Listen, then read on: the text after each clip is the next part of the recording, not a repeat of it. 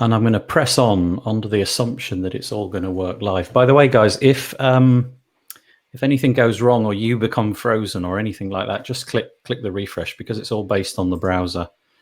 We're all good to go, I think, basically. Let's have a look in the WP Builds Facebook group, see if we've started. I can hear you, a bit glitchy, but mostly it's fine, I think, yeah.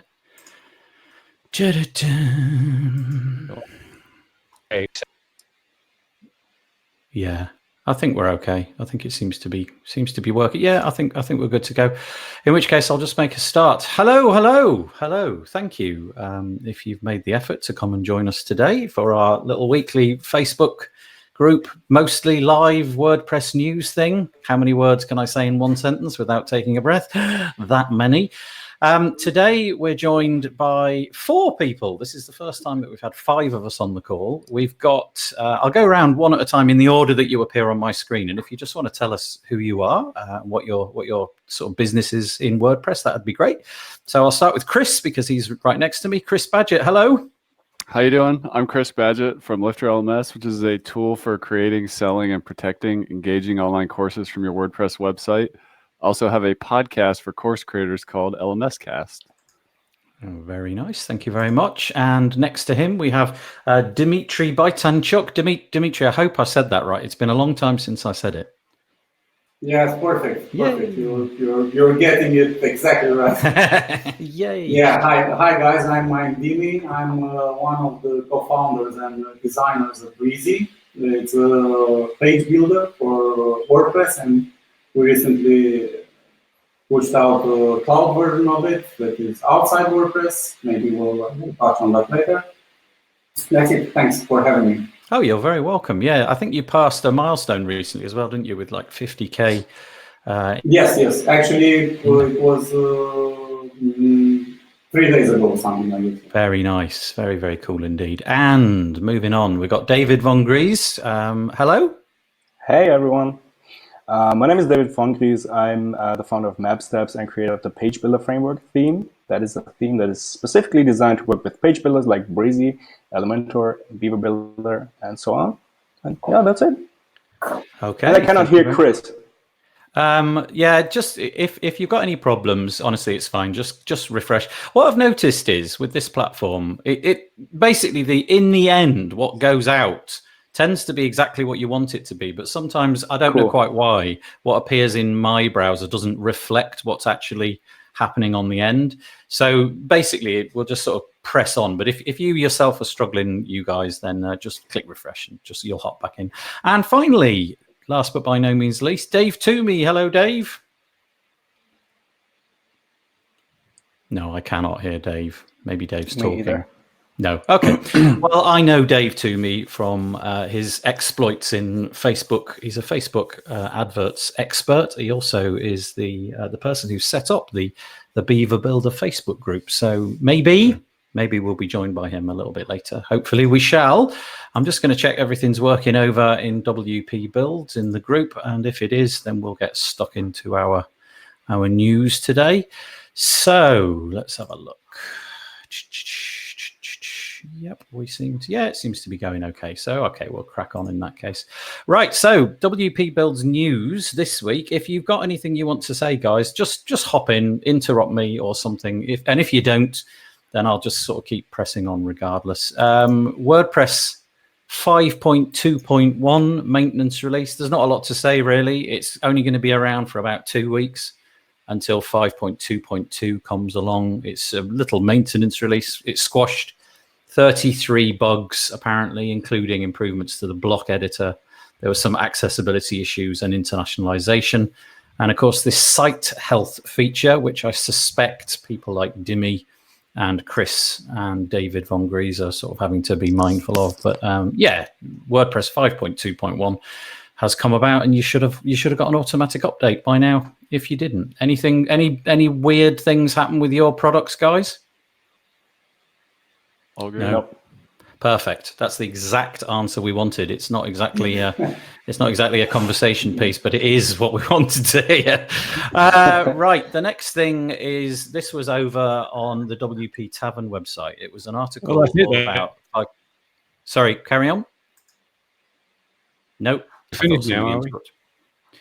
Dave, I don't know if you can hear me or not, but we're sort of like pressing on with the things. If you speak and nobody responds, have a fiddle with your Windows settings or something.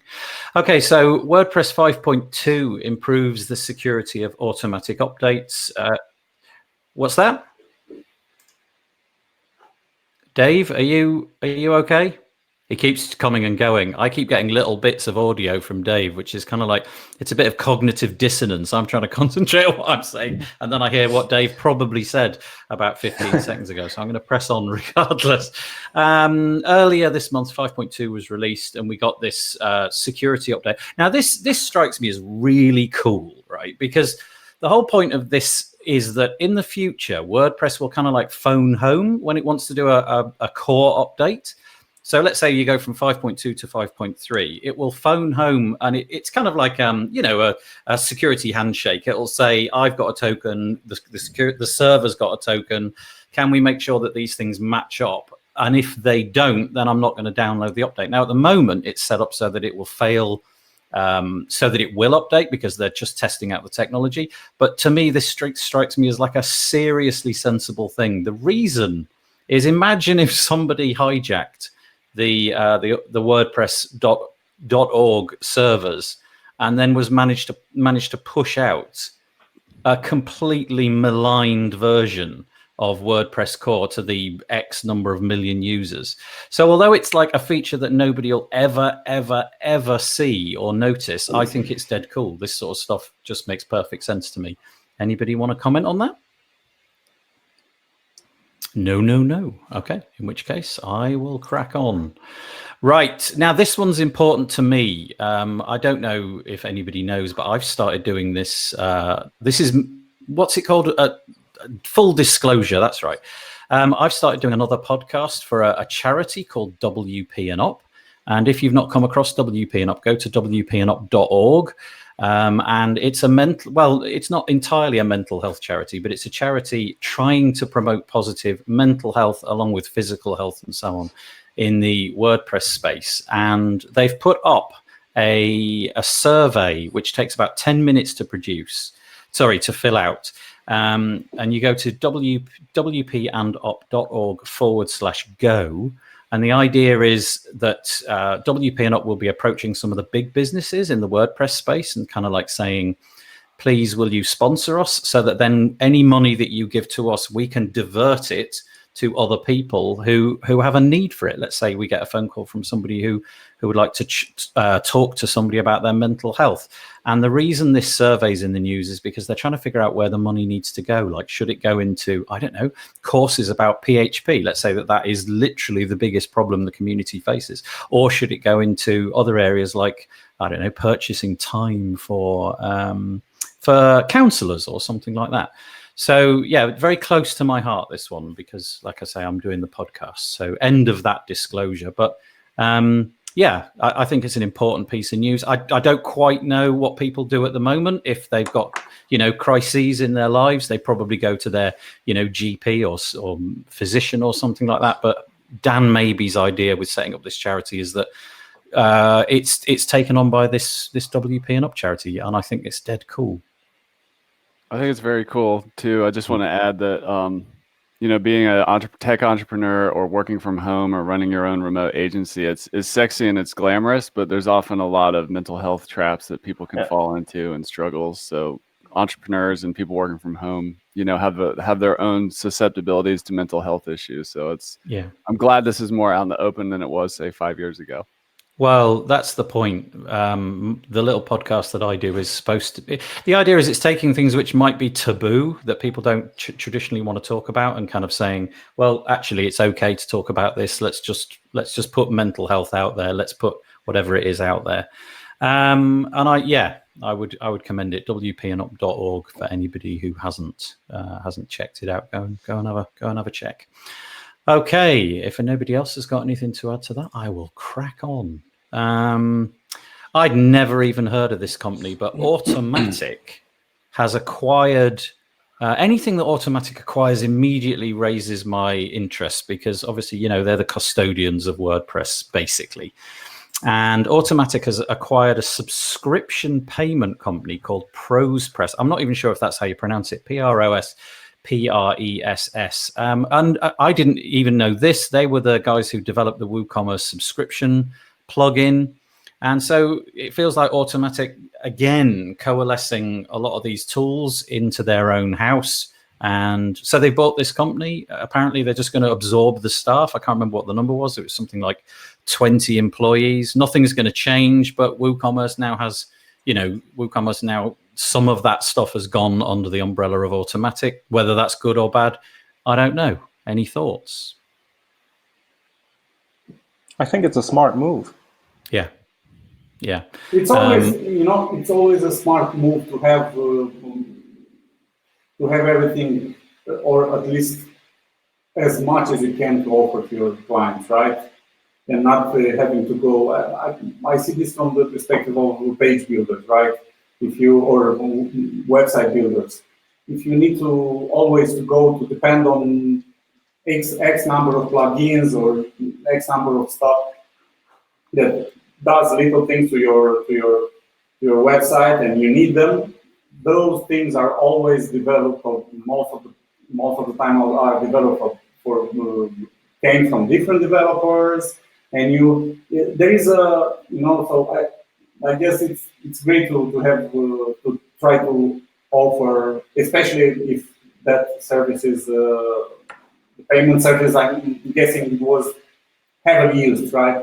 Yeah. So it's better maybe to have it under your umbrella and control where the development goes, and might be a smart move, right? I didn't realize, but WooCommerce's major competitor, Shopify, they actually don't have a subscription product out the box. If you want to enable that, apparently you've got to go to like third parties. There's one listed in this article by TechCrunch called Bold and Recharge. And so I guess pulling that stuff into Automatic and just having it, who knows, maybe they'll flip the switch and make that product free. And then all of a sudden it becomes like really super compelling if you want subscriptions against Shopify. But yeah, I don't really know why they've done it. Nobody goes into it in any detail, but there's a couple of articles that I've linked to. One is Post Status, one is TechCrunch, and one is the WP Tavern article. And so there we go. More stuff. It just feels like WordPress is becoming this over years and years. The big players, the WP engines and the Automatics, they're just getting bigger and bigger and taking these little companies that have done well to really well and just taking them under their umbrella and fiddling with them, like StudioPress with WP engine and so on. But anyway, there you go. Right. You guys who flog WordPress products, this one might be of interest to you. It's not news as such, but it is saying that WP Ocean, which is a popular WordPress theme, they've joined up with Freemius. Now, I don't really know a lot about Freemius, except for the fact that it kind of offers a rival service to something like Easy Digital Downloads.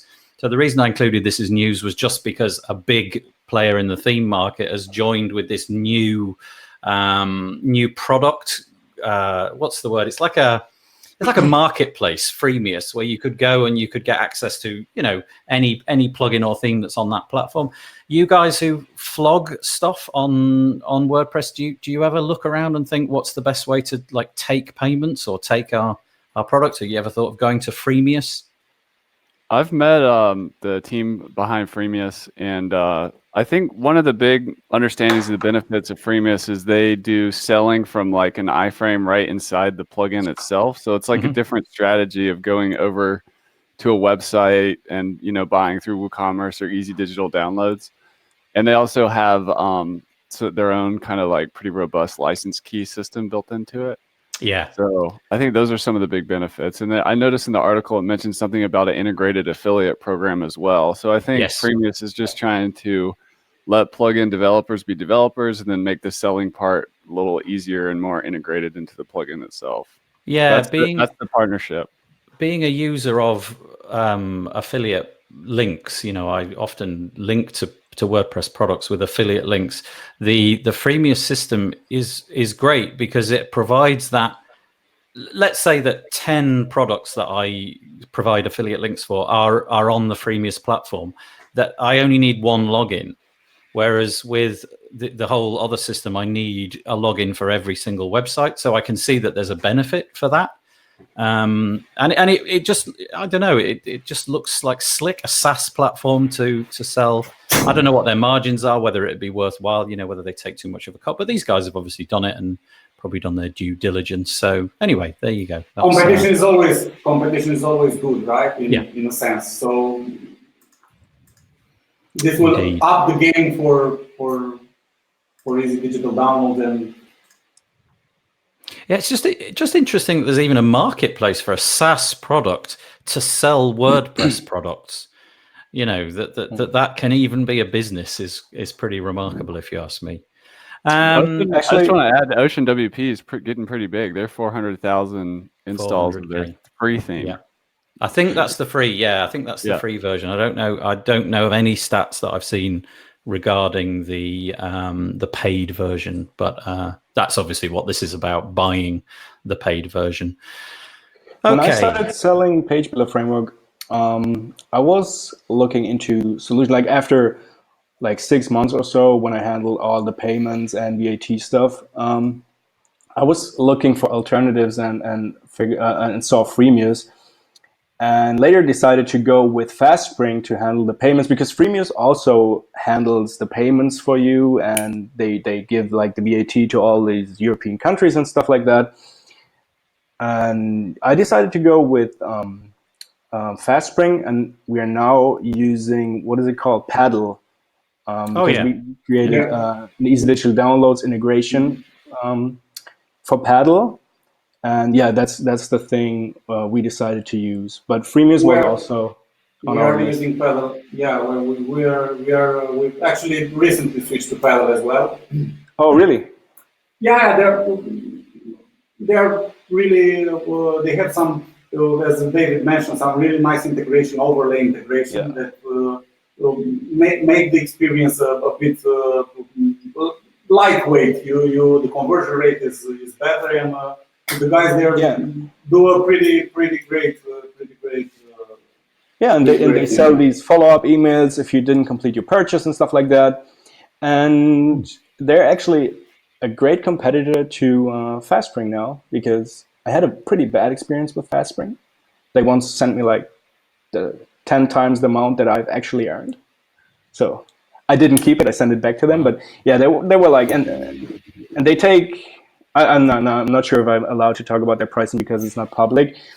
But Paddle has pretty decent rates, and works pretty well, and it looks better.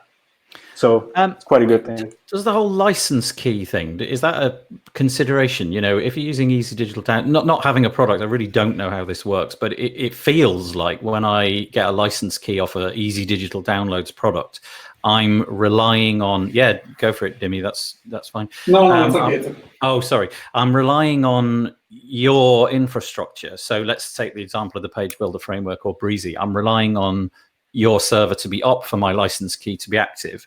Whereas I'm guessing that the freemium model, the SaaS, I'm relying on their infrastructure to be up. Is there any truth in that?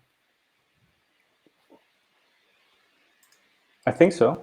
Yeah. I don't know how freemium exactly works, but with Easy Digital Downloads, you're right. Exactly. If our system is down, you cannot activate your license key, basically. Okay. And I think freemium offers, if you read that article on Ocean WP, I think they offer a lot of additional stuff, like when you deactivate a plugin, that pop-up comes up and asks you why and will you come back and stuff like that. So they have some additional stuff built into that, which is quite interesting.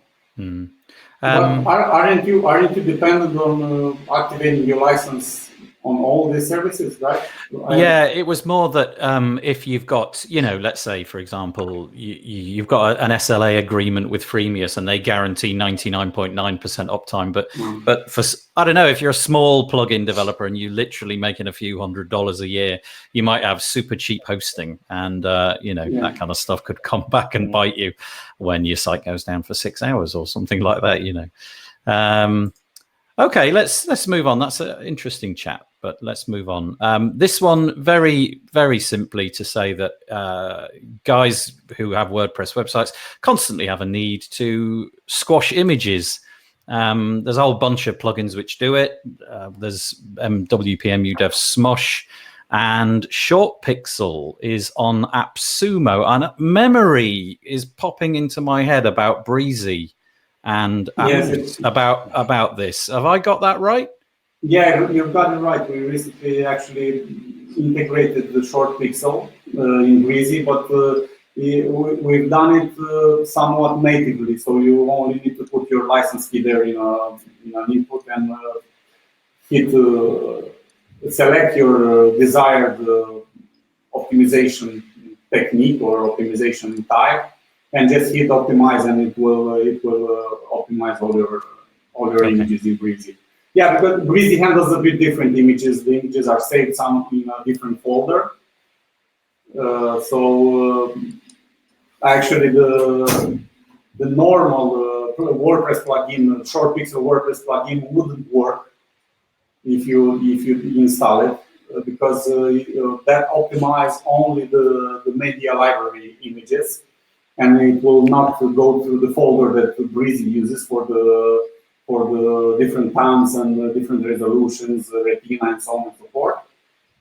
And this integration we did resolve that. So basically, you'll only input your API key, and Short Pixels will do the rest.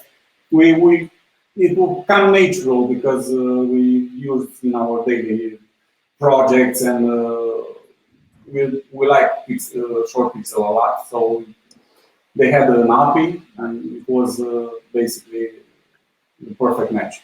Yeah. I've used their product, and it totally just works. It's rock solid, and a nice little thing over a WordPress plugin doing the heavy lifting. Is my understanding is that it takes it over to their side, squashes the images to whatever dimensions you want, and then it sends it back over. So it's not even gone. Yeah, you basically send the images to them, they'll process it and send it back, and that's it. It makes perfect sense to use it.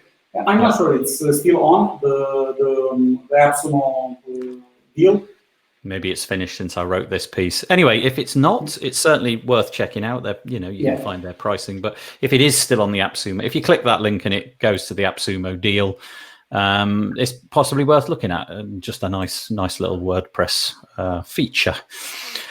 We talked about the fact that we weren't really going to mention on previous episodes like this. We talked about the fact that we weren't going to mention the security news particularly. Just tell you that it exists, but not try to explain it because it's a little bit difficult. But on the security blog this week, SlimStat stored XSS vulnerability. Go and check it out. It says the WordPress SimStat plugin, which is used over 100,000 times, has a vulnerability, and basically they've updated it. So if that plugin in any way rings a bell in your head, go and get it updated because it had a vulnerability last week. I am conscious that Dave Toomey is kind of flitting in and flitting out again. Are you still there, Dave? How are you doing? I think the Irish internet is letting him down. Bless him. Oh, okay. Well, we'll press on. I can hear that, but I pretty much heard nothing else. If you've said anything, are you still there? Yeah, I did say I can. But I think that. I'm about 5. Okay. Oh, okay. Well, do you want to contribute on the Short Pixel? You know what? Let's start over. Because Dave, I'm sure, had something to say on the news there. Right. Do you know what? The next article, it couldn't be more perfectly aligned. And I swear this was by accident.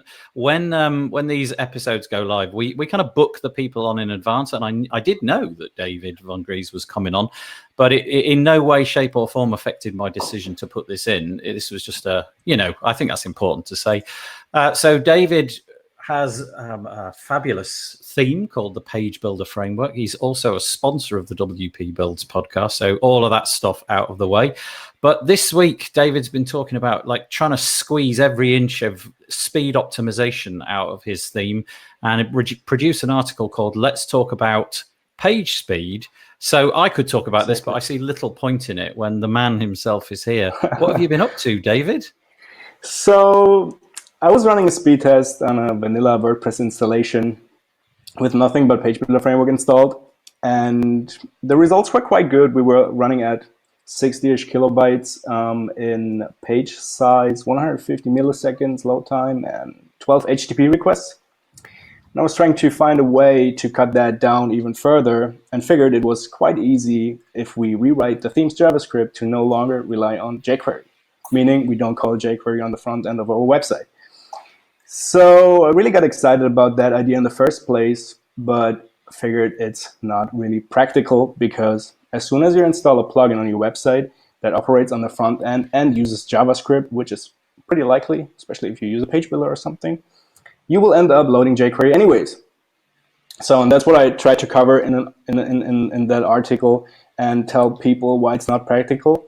I can see that it makes sense from a comparison standpoint, where you compare two themes to each other, bare bones with nothing installed, and saying that we could have made Page Builder Framework appear more efficient and faster, because it doesn't really live. Yeah, go ahead. From the marketing standpoint, you say, right? So yeah, exactly. From the marketing standpoint, it makes sense to go that far and not call jQuery and not rely on it. Mm-hmm. But actually, on the other side, you cannot use the smooth animations jQuery comes with and allows you to do, and all that kind of stuff. So yeah, it's a marketing thing, I guess. And the fun thing is, Adam Preiser did a live stream on YouTube the other day, where he compared the Hello theme to Page Builder Framework, Astra, GeneratePress, and OceanWP. And there was one example. He was running a speed test on an Elementor built page, and GeneratePress, Page Builder Framework, and Astra were exactly the same in for the requests and for the file and page size. And actually, Page Builder Framework was 0.1 seconds faster than all of them. So that kind of proved my point. Was the perfect complement to my article. What was his live stream? David, how much time do you, like, typically, how much time, let's say in a week or something, do you dedicate to this stuff? Because obviously, features is one thing, and adding a new feature is a great thing.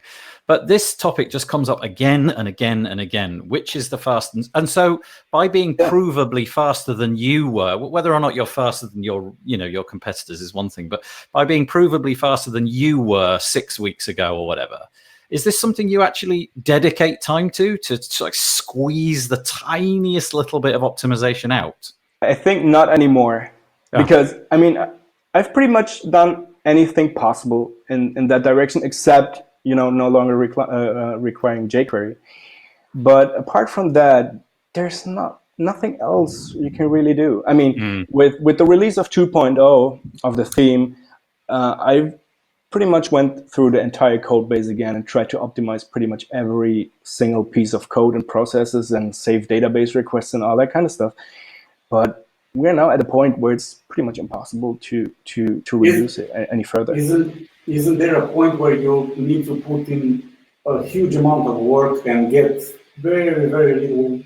Mm-hmm. Yeah, exactly. There's no point. There's just no point. Yeah. The return on the investment, if you like, is diminishing beyond the point of being worthwhile. I'm sure that there are a couple more things. I could hire someone to do a speed audit or something like that, but yeah. Does it do any of these tools, the online tools that we see all the time, things like GT Metrics and Pingdom, where people go and test is there actually any benefit in that kind of stuff? Is it something that people should obsess about, do you think? Or do you think we get a bit too tied up? And does really Google care? And do end users really care about 0.2 of a second? It's tough, because I was pretty much as you just explained it, looking into every single thing on comparing it or testing it on all different websites. But I got to a point where I was like, okay, we're doing pretty good. So what else can we do? And the thing I think we should focus on is education, because page speed is such a hot topic, and everyone says, okay, cool, this website loads 0.03 milliseconds faster. I should go with this plugin or this theme. And that's why I actually wrote that article, to show people, look, we could have reduced page size and not load jQuery, but we decided not to do it because it's not practical, and we can actually use it to our advantage. And it makes no difference in a real life scenario again. Yeah, I often wonder about these metrics. I think it's something we should educate people a bit more, because it's not only about the fastest thing. I mean, it often is, but yeah, it's a complex topic, isn't it? Yeah. I think we could literally spend an hour talking about this and how you did it and what you could have done. And but it's fascinating. I mean, I suppose the long and the short of it, though, is that whether or not you want to compare one to another, you've done the hard work. You've sweated the details. Maybe there's very little to be gained about continuing to sweat those details. But if you've got an interest in a speedy theme, definitely worth checking out David's Page Builder framework, because it is. And we are really talking about this here on a very, very high level. Yeah. Because you can still choose a theme or a plugin that's absolutely bloated. Where it really makes a difference, where like the file is 25 megabytes or something like that. Yeah. Oh, I bet there's still plenty of that stuff out there. Although it feels to me as if the default conversation, I don't know, maybe I'm wrong. It feels to me, whenever I talk to anybody, even people who are fairly new to WordPress, there's 4 or 5 themes that just come up again and again and again and again, and you're one of them. Along with the usual suspects, shall we say. So let's hope that all the hard work that you've done has kind of made you a default to many people. That'd be a nice thought. Hopefully. Okay, so we'll move on, and we'll talk very briefly about Elementor. Now, maybe David's got more of an opinion on this than I do, and maybe Dimi as well. They've introduced the theme with their Hello theme, which is available on the WordPress repo. They're obviously pitching it. They've obviously decided to go down the path of speed. They're pitching it as a fast theme.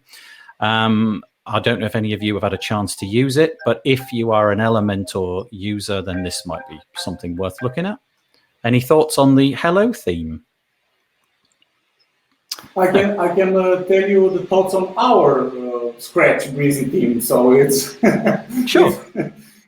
We basically created something similar. In my view, this is a huge marketing thing, but it's actually not a big deal in my view, at least.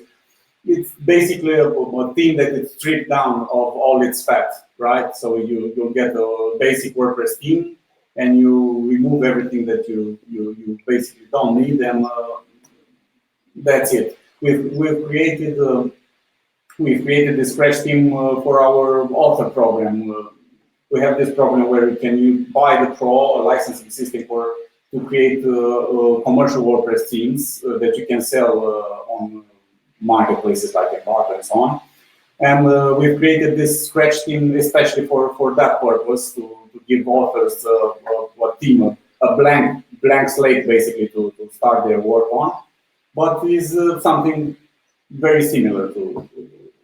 And there are a couple of options out there, similar options, Scratch themes or very, very basic themes that don't have a lot of options or things like that. There are WordPress themes that are stripped down of excess code and fat, and that's basically it, right? So, is the intention of this, Dimi, or at least your Scratch theme anyway, is the intention of that, is it squarely aimed at people who know what they're doing?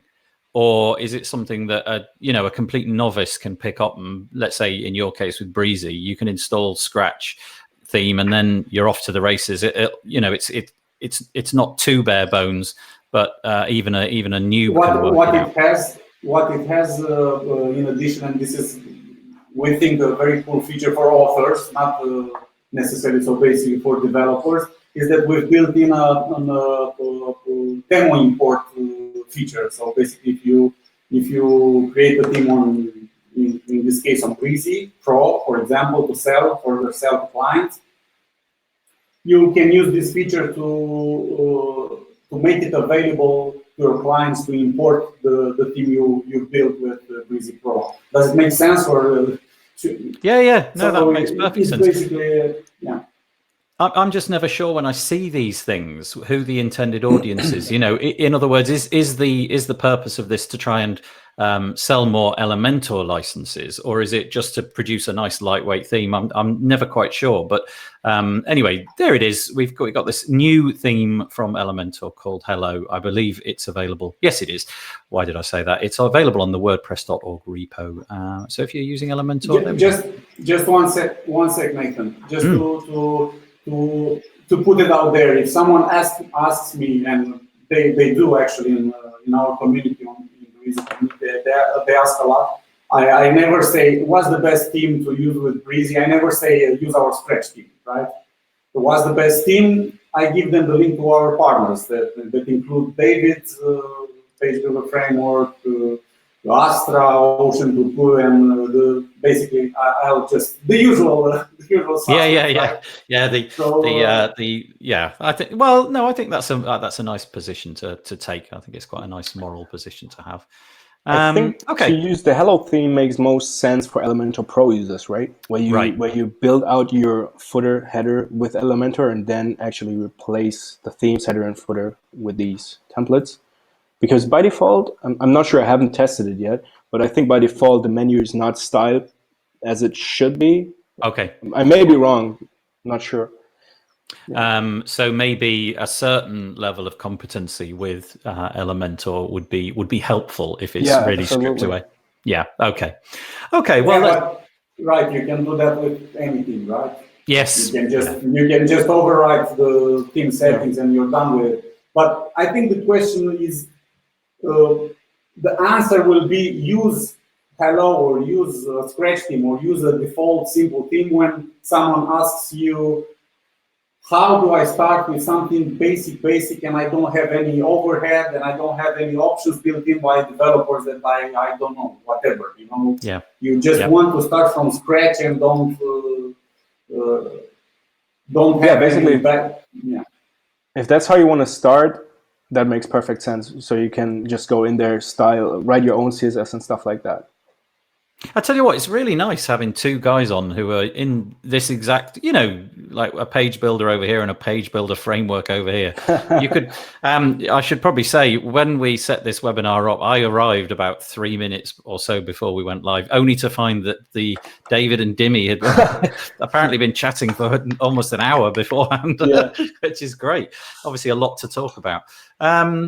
Okay, I'm going to move on very quickly. Toolset views, 2.8.1, performance improvements. It's all to do with cache. They've basically taken the cache, which in the past was fairly, let's say, bloated, for want of a better word, and they're now managing that cache automatically for you. You can manage this is particularly to do with views. You can manage the views cache manually still if you wish to do it that way. But if you're creating views with the views plugin from Toolset, then you can now let them expunge that cache on a sort of an automatic basis. So nice little update from them. Now, this is a plugin I've never, ever used, but it feels to me like the Formidable Forms plugin. It kind of feels like it's not quite as widely used, let's say, as something like Gravity Forms, and certainly WP Forms seems to be getting a lot of mentions at the moment. So presumably in a bid to keep up, they've launched Formidable Forms 4.0 with a really nice take on the UI. They've moved everything from the right-hand side of the screen over to the left-hand side of the screen. It's exactly what you'd expect. You can drag and drop elements. I don't really know how it compares, but they are touting this as a major update. You can sort of reorder things and do everything with point and click interface. So I don't know if anybody's a Formidable Forms user. I tend to use. I've used it some, and our plugin Lifter LMS integrates with Formidable, WP Forms, Gravity, and Ninja. So I've got kind of experience across all four of those. And Formidable is really nice. And something that happened about 6 months ago is Formidable joined Syed Balki's WP Beginner Accelerator, which is interesting. Yeah, because they're WP Forms, aren't they? Wow.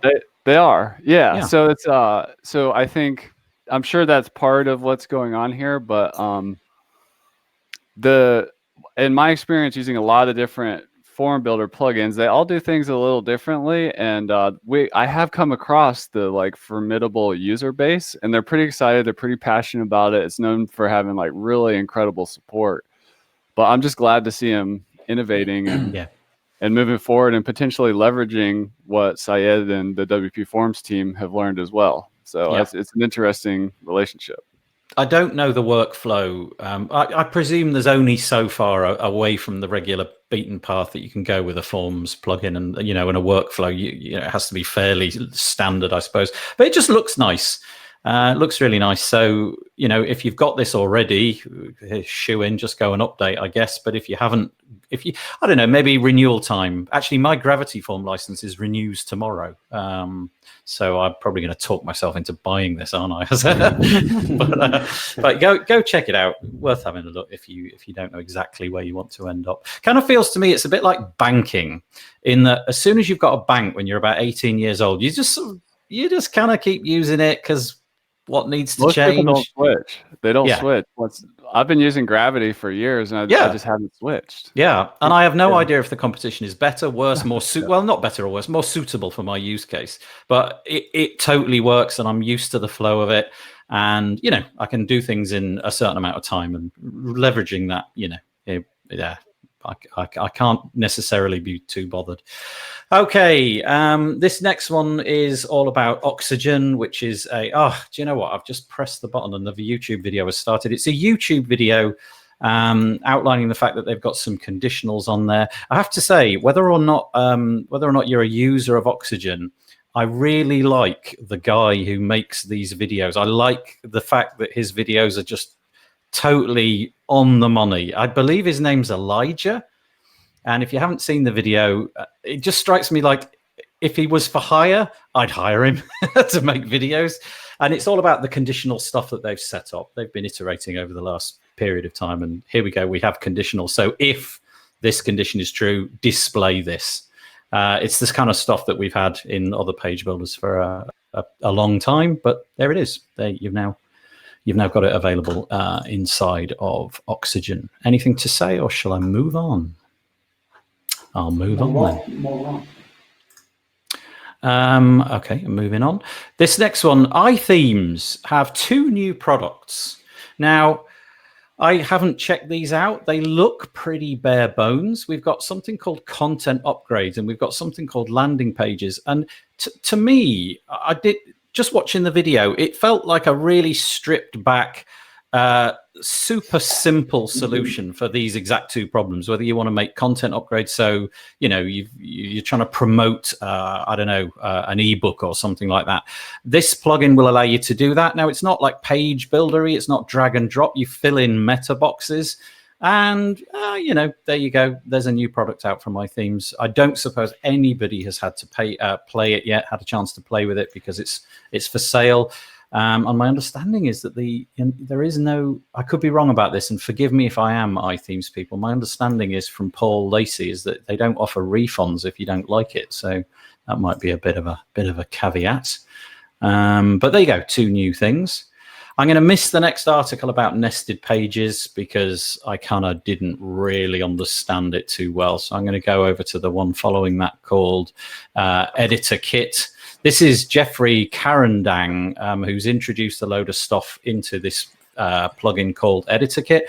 This kind of feels to me like a certain level of maturation with Gutenberg. He is taking on the task of editing text, and pretty basic stuff that you can do in the block editor. I keep calling it Gutenberg. I must call it the block editor. It's pretty basic stuff that you can do in the block editor. And he's taken it on so that you can highlight particular passages within the text rather than just highlighting the background color of the block and so on. It just sort of feels to me like over time, stuff like this, if people keep putting it out and people like it, then maybe the block editor will become a bit more usable. Okay. I'm going to miss the next one out as well. And here we go. This is the one we've all been waiting for. Visual Composer is 8 years old. Now, what do we say about Visual Composer? Visual Composer feels to me like some people, I don't know if some people are still using it. I'm guessing there's a ton of legacy sites out there that are still using it. I have never used it, so I have literally no axe to grind, but I know that a lot of people have, what's the word? They've had experiences with it, and they're now favoring it, shall we say, for things like Breezy, because it's a bit easier to use and so on. But nevertheless, it's 8 years old, and I think if they're still churning it out and making some money out of an 8-year-old system, then that's pretty good. Do any of you guys get burnt with Visual Composer in the past? I've never used it, to be honest. Yeah. And I still get confused about WP Bakery and Visual Composer. Still. Yeah. Even though I read how it is like 10 times. I think it is. Isn't it? Is it Visual Composer? Yeah. Shouldn't it be WP Bakery that is now 8 years old? Right. But this article was not from them. This was from WP and Mayor. So it wasn't the. Maybe they were the only people. Anyway, they're 8 years old. What can you say? Congrats, I think that's in amazing. its time, I would say it was probably the best thing. Like when it came along, was there anything even like it? Suddenly you could create layouts, little blocks, and put your stuff in it. And for people who, up until that point, were fiddling with PHP template files, this was, I'm sure, amazing.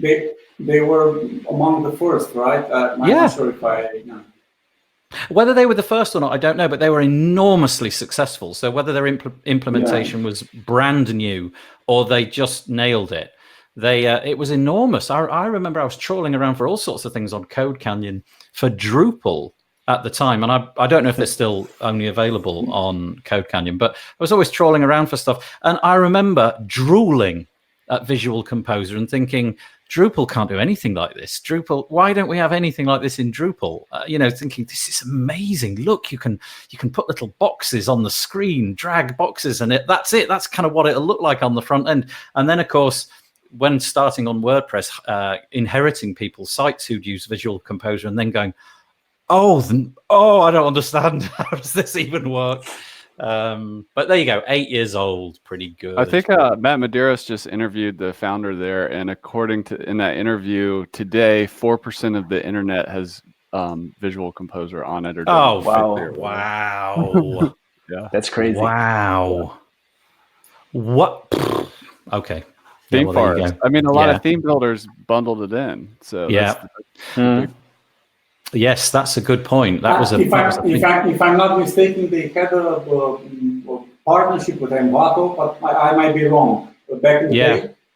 Yeah, Envato is like the parent company, I think, of Theme Forest, and along with things like Code Canyon and what have you. And I think you're right. I think Envato would release themes, and they would have all of these other Envato plugins bolted on, which was it was a recipe to get things done quickly, but I think it was also a recipe to create quite a lot of work for yourself when things didn't update correctly.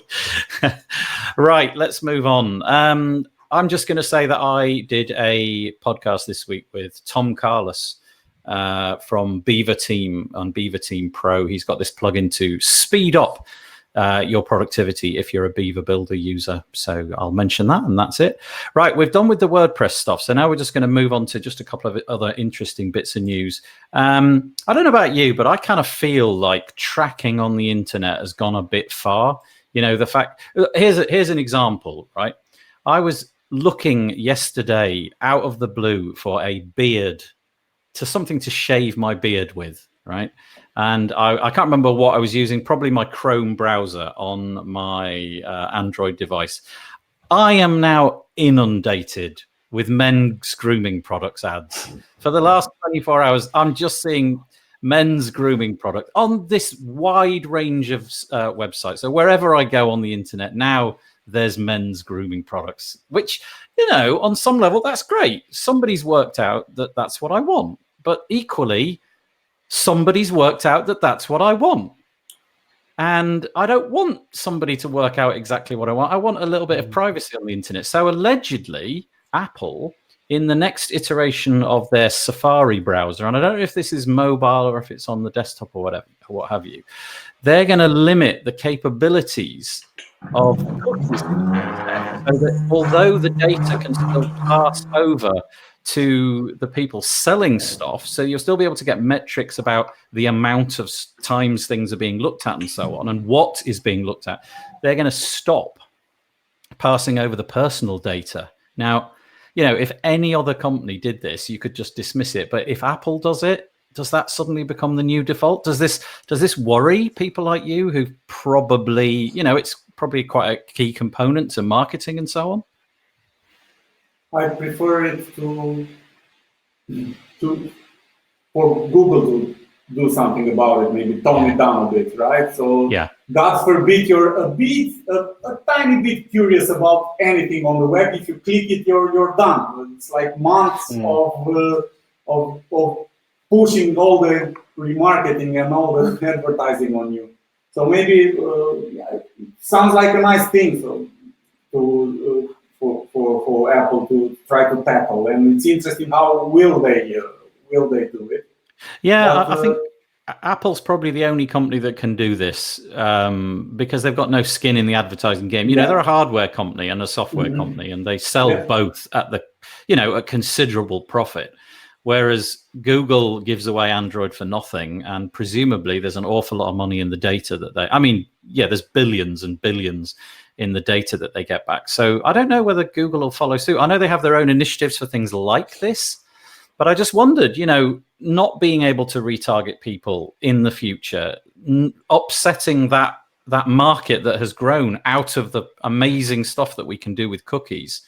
I wonder. Anyway. It's hard to ask a company to want to make money, right? But I think they can build something in that. I don't know, after a while to say, okay, man, let me be, okay, right? I bought the shaving stuff. Yeah, that's the big problem, right? If they could work out when I'd actually bought stuff and then pass that around, and so that these adverts then cease to exist. But I'll be getting these grooming product adverts for months. Even if I buy from the exact store that set the cookie in the first place, we haven't worked out how to switch that cookie off. And yeah. Anyway, I just think that some of the stuff that follows you around is a little bit kooky and a little bit alarming sometimes. When you actually look what's being tracked, you could become nervous, shall we say. Right, okay. I'm going to miss the one about Google, excepting to say that last week Google stopped indexing new content for a few hours. Bit of a foot in the mouth on that one, but there you go. I'm going to miss the one about Userway. I'm going to talk about Adobe font licensing. Now, excuse me if this is incorrect, but I read this somewhere that if you have I read that this is a change to the licensing of Adobe's products, and it's about font licensing. And what I read was that from now, if you build a website for somebody and you include fonts from Adobe and then you then hand it over, my understanding was that previously that was fine. But now if you hand it over, your client has to go out and buy their own license. Whether it's true that that's changed or not, I'm not 100% sure, but that was the news that I heard. And just watch out, really, guys, if you're doing that and you're using Adobe's fonts. And the last one, geez, did any of you get a chance? If you haven't, the three of you that are remaining, if you haven't had a chance to look at this one, I really urge you to. It's about what actually goes on when you look at a JPEG image. So if I said to you, what's a JPEG image? You're going to say it's an image. You know, it's just something on the website. It's like a photo. But this article goes into explain like how it actually works, what is actually going on, what the computer sees. And you can go and change, because obviously it's just a bunch of numbers, right? Numbers fly over the internet. And what you can do is you can go and change the numbers in a JPEG image. And it's just remarkable what you can do to it by changing a couple of digits.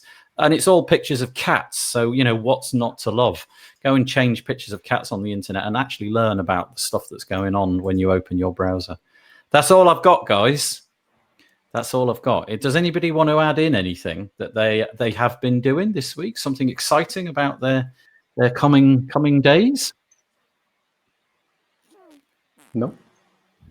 Dimmy, no. Yeah, yeah, we're working hard on Breezy. We recently released our cloud platform, to put it like this. It's called Breezy Cloud. It's outside of WordPress, right? So it's a tool that will let you create static websites. Right now, you can only do landing pages, and all is hosted and handled by us, security, hosting, you get unlimited everything, custom domains, usage, and so on. And we also have some very cool free publishing options. And we actually build a very nice sync feature that you can download the script from our website, from the cloud, and put it on your server, and the project will sync live. You'll edit the project in the cloud on Breezy, and it will sync on your server. It's pretty cool. If you guys have a chance, check it out. And we're pushing hard to develop the cloud, and also we're working some very cool features. Contact version 2, we've talked about some plugins there, so it will be another thing in the mix, but it will be natively integrated in Breezy, of course. And custom fonts, Unsplash integration, block conditioning, and we have a lot of things on our plate right now. And I was talking with David earlier today, 1 hour before we started this, and about the WordPress community in general. That you put something on Facebook. Look, we've released this update. Okay, great, but what about this and this and this and this? There are so many hours in a day, right? So, I always feel for you guys when you do that. You know, you put your PR release out, or you've sweated, and I have no idea. Maybe this little tiny detail took you weeks to put out, and then you're absolutely right. In they come, swooping in. Yeah, that's good, but what about take heart though. On some level, there are a lot of us who appreciate you, and I would say that for all of the endeavors that all of you guys put into your products, it is the silent majority who look at Chris right there, what he has in the back, all the tasks and all that. Yes. Right. This is Chris's new course, I think. Yeah, all the things going on. Oh, I promised I would get a load of post-it notes, Chris. I failed. I'm sorry. I'll send you some. Damn it. Real quick, we are the silent majority. The silent majority are very appreciative of everything that you do, but can't contribute always to say that's utterly fabulous. And there's always going to be that, isn't there? But I'll try. I will endeavor to write nice comments about your. We can take it. It's not a problem. But just wanted to put it out there. And not only that, but there are. Chris can understand, and David as well. I'm sure you too, Nathan. A lot of times we're working on things, major things, like for example, we've started to work on custom fonts and block conditioning, and it's a very, very cool feature. We can develop on that if you want. And we hit some obstacles, and we've decided to rewrite some things, underlaying things that will enable us to continue to work on those features. And sometimes there are, I think in the past year we've rewritten a bunch of stuff a couple of times already, right? So there are some updates, major ones, option migrations and things like that needs to happen. And users, of course, everything should go perfect, and users should not feel anything on their side. But sometimes we don't develop. We are working on things that are not so obvious, right? So glamorous, so I don't know, so sparkly, you know. So this is development. The majority of our community is very kind and understanding, and they know this takes a while. but we are pushing every feature when it's ready, and I'm pretty excited about the speed. Although some my one thing's a bit faster, and we are for the first. It's inevitable. You know. Somebody's always going on it faster. Whatever you release, it must go faster. Never going to overcome that one. Hey, that's great. There's a lot of stuff going on over at Breezy. David, anything for you that you want to mention coming up? No, not really. Okay. Yeah. Okay. And Chris? We've got a proper Zapier integration for Lifter LMS in the work. It's not a just like a webhook creator. It's a full-on Lifter LMS listed inside Zapier that you can do all kinds of stuff with. So we're pretty excited about that. And we also have a bunch of other cool things coming around groups and some advanced video behaviors that can happen inside courses that we're really excited about, all driven by what our community was asking for. So this summer and early fall is going to be particularly exciting for us, I think. So getting back to what Dimmy said, it's fabulous, Chris, that you've got the Zapier integration. But, you know, when's the Integromat integration coming out? When's that? You know, yeah, it's a fact of life, you know, Yeah. and I appreciate that, and I just chuckle. But if you watch how people use like cars or phones and like listen to them talk about it, it's all the same. This is just human nature where it's never good enough. You know, there's always features on top of feature requests. Can I just make a comment to the people in the Facebook group who've been writing lots of comments? The sad fact is that this platform, well, Facebook Live generally, it's about a minute behind. And because I'm trying to kind of read the news bits and talk about them, I don't seem to be able to hop in and keep my thread going if I keep jumping in and out of Facebook. So I do apologize if you've been writing comments and we haven't mentioned them. It is most appreciated. But yeah, thanks for engaging. I will endeavor maybe another screen or something and an extra brain just bolted on the side. But yeah, thank you. Thanks for joining us today. So Dimitrie from Breezy, Chris from Lifter LMS, and David from the Page Builder Framework. Thanks very much indeed. Thanks for Stop having me. the recording. And that's stopped. Yeah, thank you guys. And I will kick us all out of this webinar.